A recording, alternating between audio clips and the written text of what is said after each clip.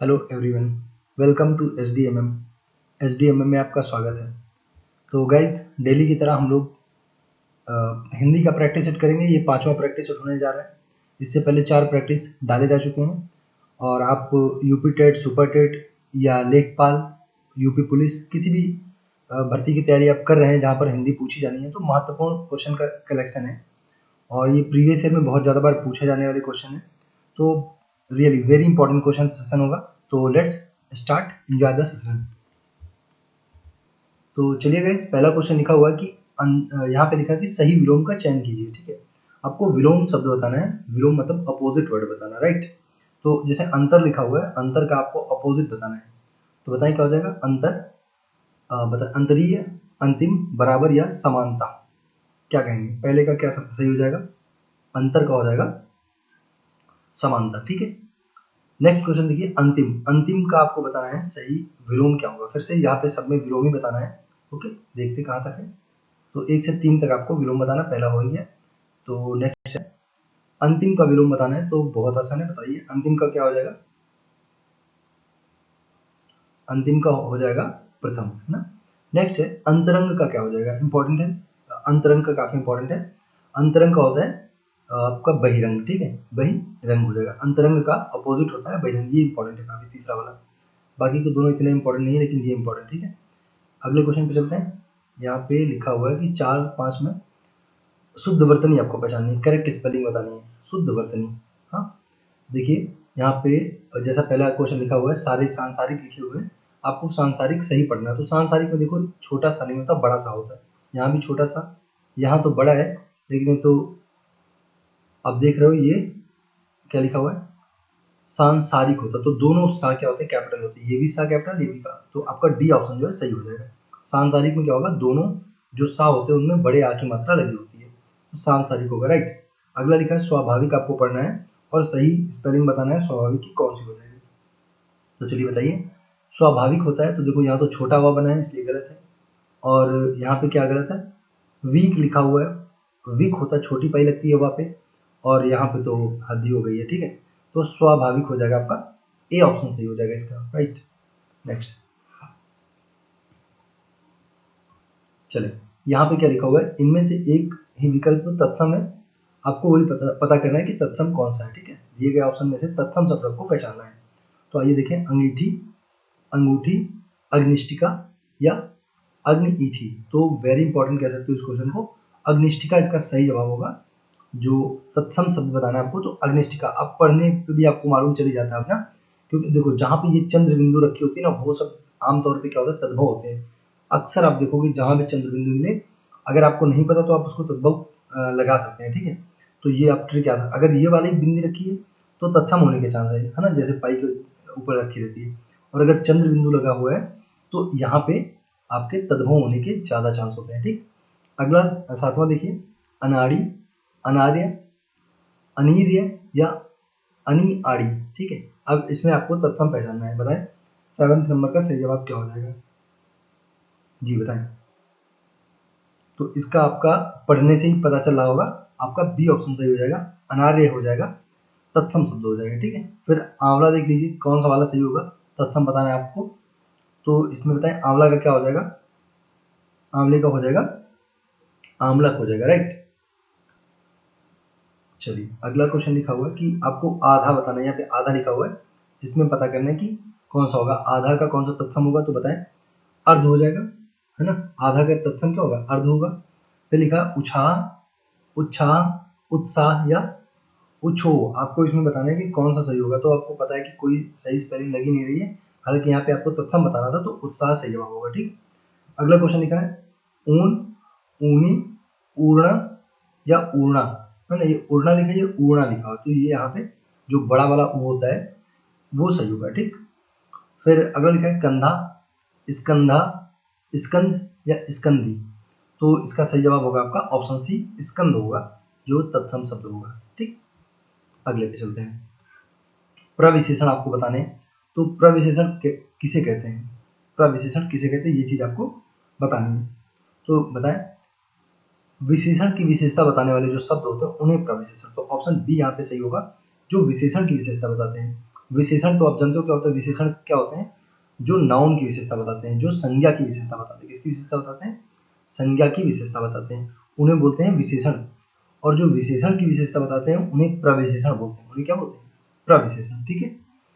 जो विशेषण की विशेषता बताते हैं उन्हें प्रविशेषण। और ठीक, चलिए ओके, तो यहाँ पे ऑप्शन बी सही हो जाएगा। अगला क्वेश्चन देखें, सार्वनामिक विशेषण, वेरी वेरी इंटरेस्टिंग क्वेश्चन, और बहुत लोग गलत करते हैं ये क्वेश्चन। देखिए बढ़िया क्वेश्चन है।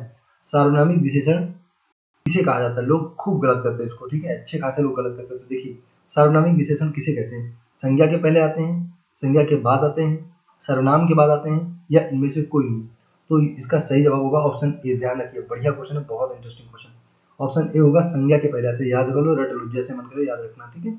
तो संज्ञा के जो पहले आते हैं उन्हें बोलते हैं सार्वनामिक विशेषण। सर्वनाम के पहले या सर्वनाम के बाद अगर रहेगा तो वो गलत ऑप्शन होगा। ठीक, नेक्स्ट पे चलते हैं। ठीक है, अगले क्वेश्चन पे आपको ये बताना है यहाँ पे कि कौन सा विशेषण शब्द आपको पहचानना है, ठीक है, एडजेक्टिव आपको पहचानना है। तो ओके, विशेषण अधिकारी है ऐसे करके लिखा है, तो यहाँ पे कुल मिला के आपको पहचानना है कि विशेषण शब्द कौन सा दिए गए ऑप्शन में। जैसे यहाँ पे देखिए, चमका, हरि, सुडौल और सच्चाई, इनमें आपको पहचानना है विशेषण क्या होगा। तो सच्चाई क्या है, ये तो एक प्रकार का नाउन है, सच्चाई है ना। तो ये अगर बात करें हम लोग विशेषण की, तो यहाँ पे सुडौल हो जाएगा। जैसे बोलेंगे सुडौल क्या एक प्रकार की विशेषता है, जैसे कि उसका शरीर बहुत सुडौल है ना। तो इस तरह से सुडौल क्या है, शरीर की विशेषता बता रहा है, उसका शरीर क्या है, सुडौल है, ठीक है। तो ये हो जाएगा आपका एक तरह से विशेषता हो जाएगी, विशेषण हो जाएगा, ठीक। अगला क्वेश्चन लिखा है, सीधा, मधुर, और उसके बाद है पतलाना, पतनाला और बुराई। आपको इसमें से बताना है कि कौन सा हो जाएगा विशेषण, तो बताएं। इसमें जो है विशेषण होगा मधुर, ऑप्शन बी, मधुर। जैसे वह बहुत मधुर गाती है, तो जो गाना है ना, गाना की विशेषता क्या है, गाना की विशेषता क्या है कि गाना मधुर है, तो एक प्रकार की ये क्या है, विशेषता है। मधुर क्या है, विशेषता है, ठीक। तो मधुर हो गई विशेषता, तो यहाँ पे आपको क्योंकि विशेषण पहचानना है तो मधुर विशेषण हो जाएगा। अगला लिखा है, उत्पाद का उपसर्ग आपको पहचानना है। उपसर्ग आपको पता है, जो शब्द के पहले लगते हैं उन्हें उपसर्ग, और जो बाद में लगते हैं उनको प्रत्यय बोलते हैं। तो उत्पाद में आपको बताना है कि क्या उपसर्ग होगा, तो वेरी इजी हो जाएगा, उत हो जाएगा। क्या हो जाएगा, उत, ऑप्शन सी सही हो जाएगा। अगला क्वेश्चन देखें, अगला क्वेश्चन यहाँ पे लिखा है कि वर्धमान का प्रत्यय बताना। तो फिर से वही बात बोल रहे हैं, प्रत्यय कहाँ पे लगते हैं, शब्द के बाद में लगते हैं। तो वर्धमान में आपको बताना है कि कौन सा प्रत्यय होगा, ठीक है। तो यहाँ पर भी काफी आसान है, वर्धमान में मान प्रत्यय हो जाएगा, ठीक। अगला लिखा है, चेहरे पर हवाइयाँ उड़ना। चेहरे पर या चेहरे की हवाइयाँ उड़ना या चेहरे पर हवाइयाँ उड़ना, इसका क्या मतलब होता है, तो बताएं। डर से घबराना, अत्यधिक सुंदर होना, स्वास्थ्य ठीक ना होना, कुरूप होना। तो सबको मालूम होगा, डर से घबरा जाना होता है चेहरे की हवाइयाँ उड़ जाना। लोग कई बार पूछते क्या बात भाई, क्या चेहरे की हवाइयाँ उड़ी हुई है ना। जब आप कुछ गलत काम करते पकड़े जाते हो तो ऐसे करके कोई आपसे पूछता है, ठीक है। तो डर से घबराना होता है चेहरे की हवाइयाँ उड़ना। अगला क्वेश्चन है, अधिक काम से मनुष्य नहीं थकता, ठीक है। अधिक काम से मनुष्य नहीं थकता, थकता है डैश और अस्त व्यवस्था से। तो अधिक काम से मनुष्य नहीं थकता, थकता है अमनस्यकता से, अन्य मनस्यकता से। तो ये ऑप्शन यहाँ पे सही हो जाएगा, अन्य मनस्यकता से, अन्य मनस्यकता और अस्त व्यवस्था से, ठीक है। अधिक काम से मनुष्य नहीं थकता, थकता है अन्य मनस्यकता और अस्त व्यस्तता से। यहाँ पे सही जवाब हो जाएगा। ये प्रैक्टिस सेशन है, इसलिए बहुत ज़्यादा इस पर हम लोग बहुत डिटेल लेंगे तो बहुत देर हो जाएगी, है ना। तो बहुत लंबी वीडियो हो जाएगी, इसलिए सिर्फ प्रैक्टिस हम लोग करेंगे। और मेरा यही अंतिम उद्देश्य है कि आपको जीएस और हिंदी की बेहतरीन प्रैक्टिस प्रोवाइड करूँ डे पर डे, ठीक है। हर दिन आपको बढ़िया वीडियो दूँ। तो डैश डैश बुरी बला है, तो अब बताओ, लड़ाई बुरी बला, अज्ञानता बुरी बला, मूर्खता या लालच। तो सबको पता होगा, बचपन से सुनते आओ, लालच बुरी बला होती है, ठीक है। दीपक तो डैश ही है, कीट पतंगा भी जलता है। तो ये भी एक काफ़ी पॉपुलर एक तरह से दोहा है कि प्रीत पतंगे की सांची है ना, ऐसे करके कुछ होता है। तो पतंगा मतलब कीड़ा होता है। तो यहाँ पे लिखा दीपक तो जलता ही है ना। और उसके साथ और क्या जलता है, पतंगा मतलब कीड़ा होता है। और एक आपने दोहा सुना होगा, आपने सुना होगा, माया दीपक नर पतंग, भ्रम भ्रम इवे पड़ंत, कह रहीम गुरु ज्ञान से एक आदुबरंत। माया दीपक मतलब वो रहीमदास जी कहते हैं कि ये दीपक है, और ये दीपक को किसको बोल रहे हैं, माया को बोल रहे हैं, कि जो माया रूपी दीपक है, उसी दीपक के चारों तरफ हम लोग ऐसे घूमते रहते हैं, गोल गोल गोल गोल घूमते रहते हैं। मनुष्य को बोल रहे हैं कि ये जो माया रूपी दीपक है, इसके चारों ओर मनुष्य घूमता रहता है। और कैसे घूमता रहता है, जैसे जो दीपक होता है, असली वाला जो दीपक होता है, उसके चारों तरफ जैसे कोई कीड़ा घूमता रहता है और उसी में कूदता रहता है, मरता रहता है, कोई निकाल दे तो भी कूदता है। उसी प्रकार कहते हैं कि माया दीपक नर पतंग भ्रम भ्रम युवे पड़ंत और कह रहीम गुरु ज्ञान से एक आलू ग्रंथ। ठीक है, तो पतंगा मतलब कीड़ा होता है, तो दीपक तो जलता ही है, पतंगा भी जलता है। ठीक है, अगला क्वेश्चन देखा जाए। लिखा है सही वाक्य का चयन कीजिए। तो चलिए कर लीजिए फटाक से। देश सदा महात्मा गांधी का ऋणी रहेगा। अब सदा जो है वो ऋणी के लिए आना चाहिए, ऋण के लिए, सदा ऋणी रहेगा। अब ये सदा महात्मा गांधी के लिए आ गया, गड़बड़ हो गया। महात्मा गांधी का देश, अब ये तो गलत हो गया भाई, महात्मा गांधी का देश थोड़े, महात्मा गांधी का देश, ये भी गलत हो गया। देश महात्मा गांधी का सदा ऋणी रहेगा, ये ऋणी रहेगा सदा, तो ऋणी और सदा साथ साथ इस तरह से एक दूसरे की विशेषता बताएंगे। ठीक है, अगला क्वेश्चन देखें। अगला लिखा हुआ है कि सही वाक्य का चयन कीजिए। सही वाक्य आपको बताना है यहाँ पे। परिवर्तन का यह अर्थ नहीं, परिवर्तन का यह अर्थ नहीं कि कदापि, देखो यहाँ पे दो शब्द लग गए, की और कदापि, अतीत की, तो बिल्कुल एकदम बकवास का सेंटेंस लग रहा है। अगला देखिए, परिवर्तन का अर्थ यह कदापि नहीं कि सर्वथा अतीत की उपेक्षा की जाए।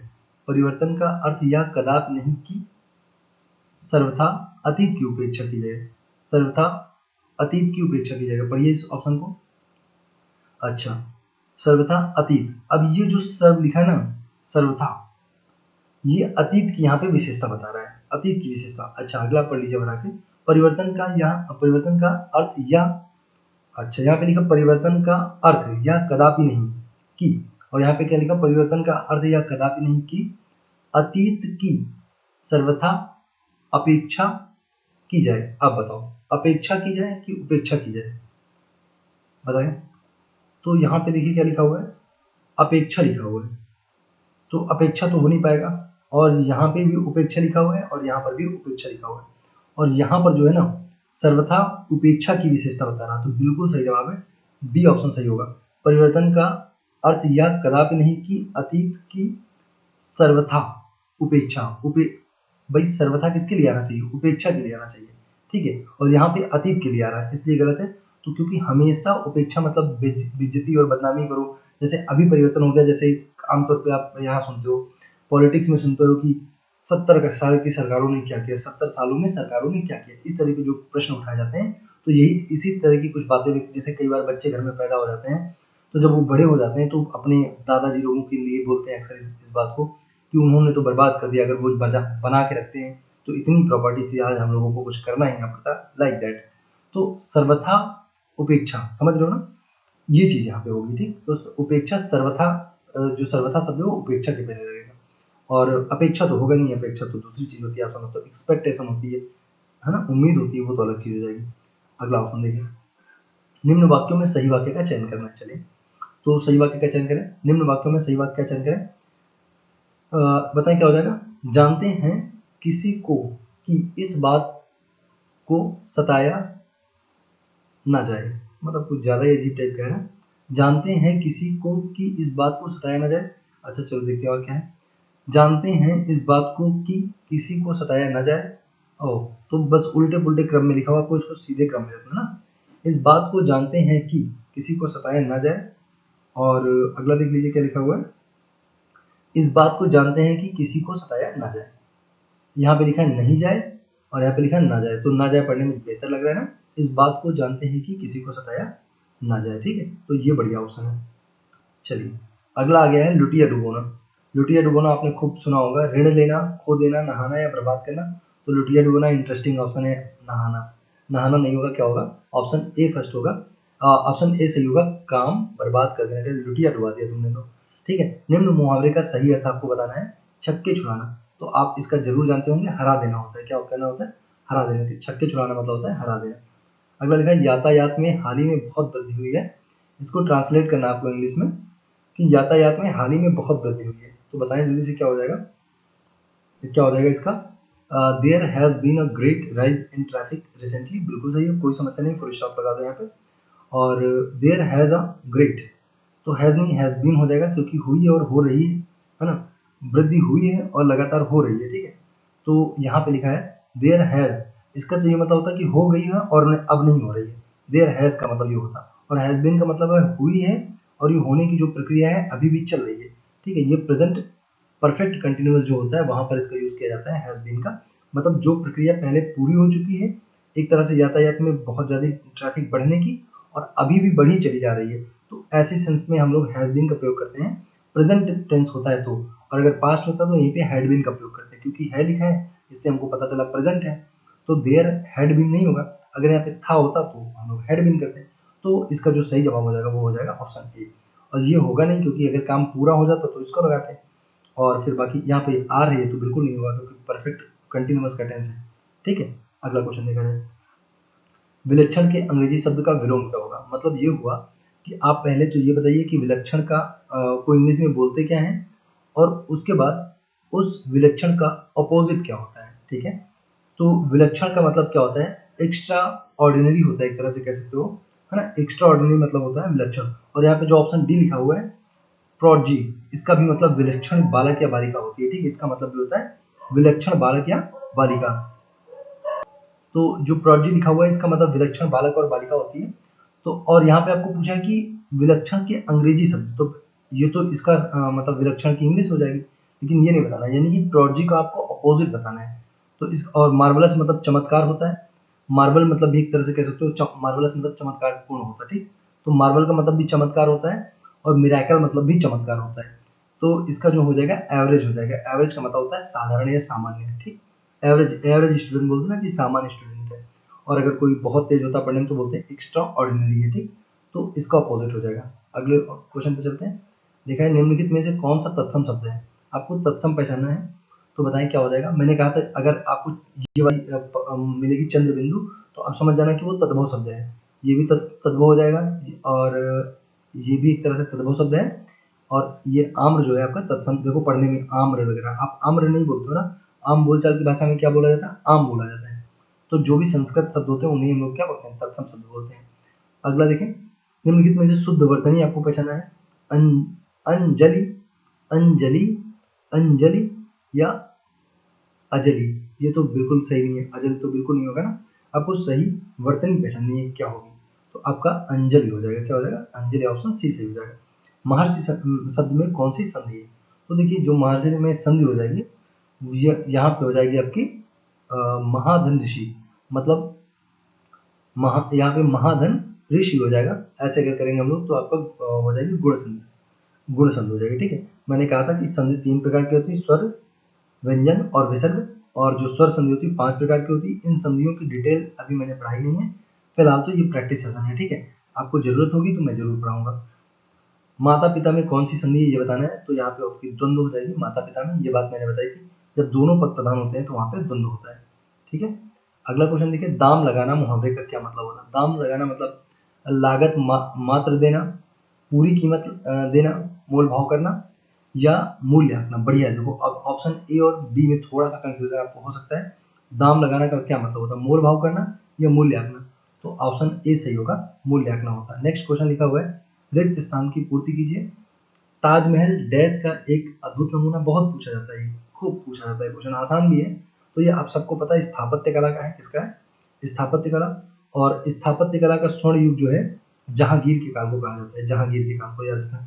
तो जहाँ स्थापत्य कला और जहांगीर ने इसको, अगर इसकी बात करें ताजमहल की, तो किसने बनवाया था, सॉरी मैंने स्थापत्य कला बोलना, तो स्थापत्य कला जो हो जाएगा वो आपका जहांगीर, मैंने बोल दिया था, जहांगीर नहीं होगा शाहजहां होगा। क्या होगा, शाहजहां का मतलब पूछता है कि स्थापत्य कला का स्वर्ण काल किसे कहते हैं, तो शाहजहां के काल को बोलते हैं। और चित्रकला का अगर पूछेगा तो जहांगीर होगा, ठीक है। चित्रकला का स्वर्ण काल जहांगीर के काल को बोलते हैं, और स्थापत्य कला का शाहजहां के काल को बोलते हैं, और ताजमहल की स्थापना भी शाहजहां ने करवाई थी, ठीक। ये हो गया। फिलहाल आपका लिखा कि ताजमहल किस चीज का अद्भुत नमूना है, तो स्थापत्य कला का है। ओके, अगले क्वेश्चन पे चलते हैं। अगला क्वेश्चन लिखा है कि निम्न पदांश को ध्यानपूर्वक पढ़िए और उसमें प्रयुक्त सही अलंकार का चयन करना। आपको यहाँ पे आपको बताना है, फिगर्स ऑफ स्पीच बताना है, अलंकार बताना है। तो यहाँ पे लिखा है, मेरू मन अनंत कहाँ सुख पावे, जैसे कोई जहाज कर पंछी फिर जहाज पर आवे। और इसी में आगे की लाइन है, काम धेनु तज तजी छेरी कौन दुहावे, है ना। तो सूरदास प्रभु काम धेनु तज तजी छेरी कौन दुहावे। तो मेरो मन अनंत कहाँ सुख पावे, जैसे जैसे जैसे हुई जहाज कर पीछे, जैसे हुई।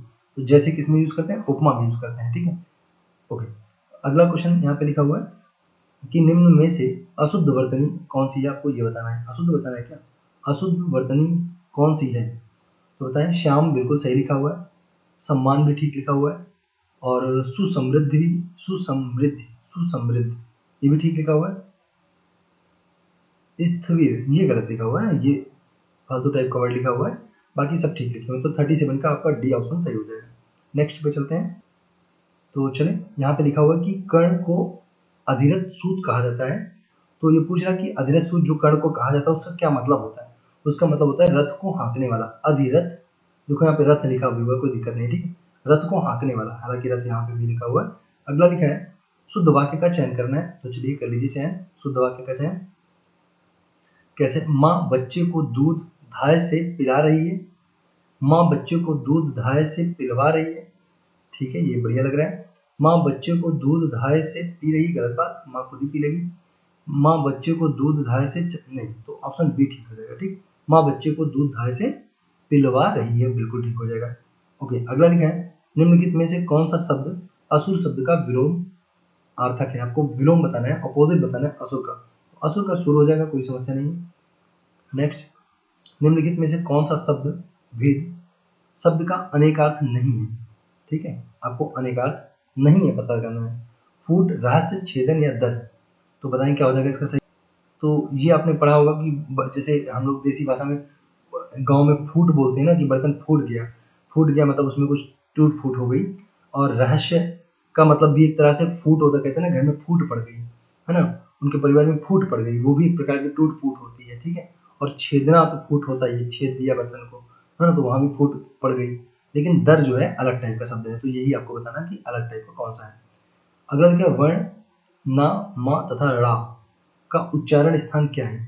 तो बताओ, इसमें आपको इन सारे वर्ड को बताना है कि कहाँ से इनका उच्चारण होता है।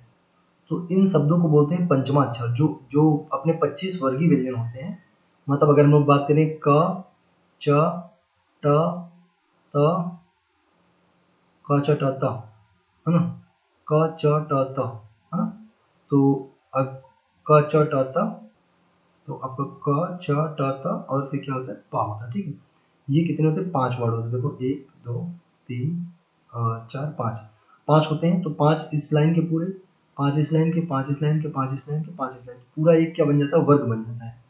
क्या बन जाता है, वर्ग बन जाता है। तो इसलिए 25 जो वर्ण होते हैं इनको वर्गीय व्यंजन बोलते हैं। क्या बोलते हैं, वर्गीय व्यंजन बोलते हैं, राइट। वर्गीय व्यंजन इनको बोला जाता है, जितने 5 तो जो वर्गीय व्यंजन के 5वें अक्षर होते हैं आखिरी वाले, जैसे काका काका अंगा, चा चा इया, तो जो लास्ट वाले वर्ड होते हैं इनको बोलते हैं हम लोग वर्गीय, क्या बोलते हैं हम लोग, पंचमाक्षर बोलते हैं। क्या बोलते हैं, पंचमाक्षर बोलते हैं, या इनको नासिक के व्यंजन भी बोला जाता है। क्या बोला, नासिक के। तो यहीं पे आपसे पूछा था कि इसका जो सही जवाब क्या होगा, तो आप कहोगे नासिका। तो इनको नासिक के व्यंजन भी बोलो, क्योंकि देखो बोलोगे तो नाक से आवाज निकलेगी। काका काका अंगा, चा चा इया, देखो नाक से आवाज निकल रही है। तो इनको क्या बोलते हैं, पंचमा अक्षर। 5वें नंबर पे आते हैं, इसलिए पंचमा अक्षर क्या बोलते हैं, पंचमा, पंचमा अक्षर बोलते हैं, या नासिक के व्यंजन भी बोला जाता है। अगला क्वेश्चन देखें फिर। नेक्स्ट, निम्नलिखित में से कौन सा शब्द स्त्रीलिंग है, आपको बताना है। पक्षी, पंक्ति या पंछी या पंख, आपको स्त्रीलिंग शब्द पहचानना है। तो बताएं, पंक्ति हो जाएगा, पंक्ति। स्त्रीलिंग क्या हो जाएगा, पक्षी देख लो भैया, ये स्त्रीलिंग नहीं है, तो ध्यान रखना, नहीं तो आप कंफ्यूज रहोगे। पंछी भी स्त्रीलिंग नहीं है और पंख भी नहीं है, ठीक है। तो पंक्ति आपका स्त्रीलिंग है, बाकी स्त्रीलिंग नहीं है, ठीक। अगला देखें, रिक्त स्थान की पूर्ति करना है आपको, बताइए। भारतेंद्र हरिश्चंद्र को हिंदी साहित्य में आधुनिकता का प्रवर्तक डैश माना जाता है। प्रवर्तक कवि माना जाता है, प्रवर्तक साहित्यकार माना जाता है, प्रवर्तक नाटककार माना जाता है, या प्रवर्तक कथाकार माना जाता है। बताएं क्या होगा, भारतेंद्र हरिश्चंद्र को क्या माना जाता है। तो यहाँ पे आपका जो सही जवाब हो जाएगा ऑप्शन बी हो जाएगा, साहित्यकार हो जाएगा। नेक्स्ट क्वेश्चन क्या है, बादलों के समूह को क्या कहा जाता है। बादलों के समूह को क्या कहा जाता है, तो सबको पता होगा, घटा कहते हैं। घटा, सावन की घटा, है ना, आपने पढ़ा भी होगा, और ये वाला ये गाना सुना होगा, ठीक है। ओके, अगला देखें, निम्नलिखित अनेक शब्दों के बदले एक शब्द लिखें। तो बताएं, नपा तुला खर्च करने वाला, इसके लिए आप अनेक शब्दों के लिए, मतलब वन वर्ड सब्स्टिट्यूशन की बात चल रही है, क्या कहेंगे। नपा तुला जो खर्च करता है उसको बोलते हैं मितव्ययी। मितव्ययी बोलते हैं, मितव्ययी बोलते हैं, ठीक है। और मितभाषी होता है कम बोलने वाला, कृपण मतलब कंजूस होता है, और कंजूस तो यहाँ पे लिखा हुआ ही है। तो जो नफा-तोला खर्च करता है एक तरह से ये भी कंजूस ही होता है, लेकिन इसको ये उतना बुरा नहीं होता, कंजूस थोड़ा ज़्यादा बुरा होता है ना। और ये कृपण मतलब भी कंजूस ही होता है, ठीक है। और ये मितव्ययी होता है जो कम खर्च करता है, लेकिन कंजूस इसको नहीं बोल सकते हो। नफा-तुला खर्च करता है, फालतू खर्च नहीं करता है, ठीक है। नेक्स्ट लिखा हुआ है नास्तिक शब्द का सही मतलब क्या होता है। नास्तिक का क्या मतलब होता है, जो भगवान को नहीं मानता है ना, जो ईश्वर पर विश्वास नहीं करता उसे नास्तिक बोलते हैं। कैची किस भाषा का शब्द है, तो कैची जो है आपका तुर्की भाषा का शब्द। कैची क्या हो जाएगा, तुर्की भाषा का शब्द हो जाएगा, ठीक है। यहाँ पे कैची पूछा किस भाषा का शब्द है, तुर्की भाषा का शब्द हो जाएगा। अगला क्वेश्चन लिखा हुआ है कि निम्नलिखित में से कौन सा शब्द तद्भव है। तो तद्भव का मतलब जो आम बोलचाल की भाषा में लोग प्रयोग करते हैं वो। तो निम्नलिखित में से तद्भव शब्द आपको तद्भव पहचानना है, बताइए क्या हो जाएगा। मगधी, लज्जा, लक्ष्य, बांझ। बताएं क्या इसका सही जवाब होगा। तो इसका सही जवाब ऑप्शन ए होगा, बांझ हो जाएगा। तद्भव शब्द हो जाएगा बांझ। तो बांझ हो जाएगा, आपका ऑप्शन ए सही हो जाएगा। और अगर इसके तत्सम की हम लोग बात करेंगे तो इसका तत्सम जो हो जाएगा वो हो जाएगा आपका वंध्या हो जाएगा, वंध्या, ठीक है। इसका जो तत्सम शब्द हो जाएगा वो वंध्या हो जाएगा, और बांझ इसका तद्भव शब्द है। अगला लिखा है उद्गम शब्द में कौन सा उपसर्ग आया है। उद्गम में आपको बताना है उपसर्ग कौन सा। उपसर्ग का मतलब जो शब्द के पहले जोड़ते हैं वो चीज़ आपको बतानी है।